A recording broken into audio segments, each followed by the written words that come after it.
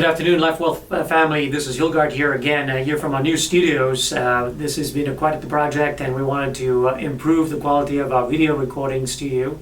And on the next video, I'm going to show you our new studio here in one of our offices, but I'm very impressed with my team who's built this very, very well.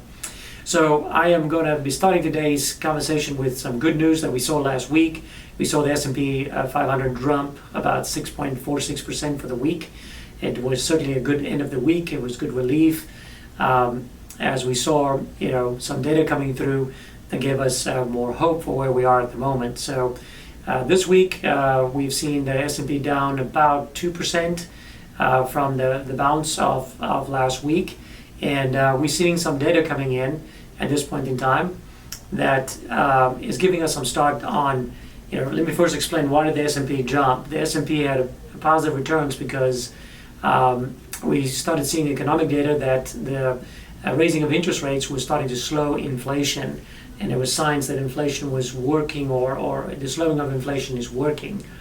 But further reports this week is indicating that Jerome Powell will continue to raise interest rates and continue to do it in a way to create what we call a soft landing. And a soft landing would be not to create a recession, but try to do it as best as possible with the slowing of the economy.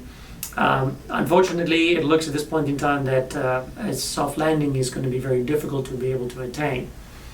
We're also seeing that from the consumer side, we see consumer confidence have dropped a good amount. I mean, people are suffering from the higher price of inflation. We saw cash values that people have, or cash savings that they have, is coming down, and personal debt is coming up a little bit. So certainly everybody is feeling it, and so these are the signs that is really indicating towards a continuous choppy summer month. Summer months typically also a lot of the traders go on vacation, so we see volume to be lower, and we're seeing choppiness. At the moment, the S&P is down about 20% for the year, and we will continue to see volatility. Unfortunately, I'd love to bring you better news than what we are at the moment. Other things that we're seeing at this point in time is that we still have a few supply chain issues that's coming through, but good news, I would say, the reports from Target is indicating that they are getting overstocked now on some goods. That shows the supply chain issues are starting to solve over. So maybe there's some really good deals at Target for you, so to go take a peek at that. Big question is, what are we doing about this? We are becoming more conservative in our outlook. We have different money managers in our lineup. One money manager called the Tactical Money Manager started positioning more monies to cash. So we are becoming more conservative. We are trending. The best thing we can do is use different strategies that complement each other in different kinds of environments. So we are defensive inside of our structured notes, inside of our equity index annuities, equity index life. These tools have been very, very helpful during these times, protecting principal for our clients, and our tactical money managers transitioning to cash. Now, tactical money managers, it's impossible to say how accurate they will be. We will be able to judge only looking back, but we are being proactive in preserving capital and being smart with the overall plans. We're also starting to transition some investments to dividend yielding, dividend producing investments that produces a 3.5%, and we're looking at higher yields from our current investment allocations. So for instance, where we have a ETF balance portfolio, we're transitioning to diversified income that boosts our yield income or interest income by about 1 to 1.5%. So these are the strategies we are utilizing at the moment.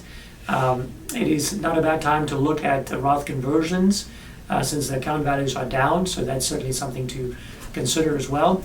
If you further would like to have discussions about your portfolio, about how downside can be protected, if you don't have any of these tools that we have just talked about, doesn't sound familiar to you, just feel free to give us a quick call and let us review your situation to see if we can be defensive or more defensive, but also be wise. I'm going to leave you with this last final thought. We have been sharing with folks on Zoom calls how quickly the market snaps back. And that is the one thing that is keeping us a little bit up at night, and is that we cannot predict the absolute bottom. We cannot predict when the markets will come back. In general terms, most of the economists we're talking about or talking to, you'll hear two sides of the story on a consistent basis, but we're looking forward to better times, better days, possibly towards the end of the year. We have a midterm election coming up, and then obviously we have to see what pace the Fed is going to increase inflation, and how much that is curbing how much the Fed will increase interest rates, and how much that will curb inflation. So for all of our clients, I am also saying, be smart, be defensive in your spending. Think about your trips next year and how you want to allocate that, and whatever you can do to allow maybe less money coming out of your portfolios, the more it is helpful for you to be able to preserve capital long term.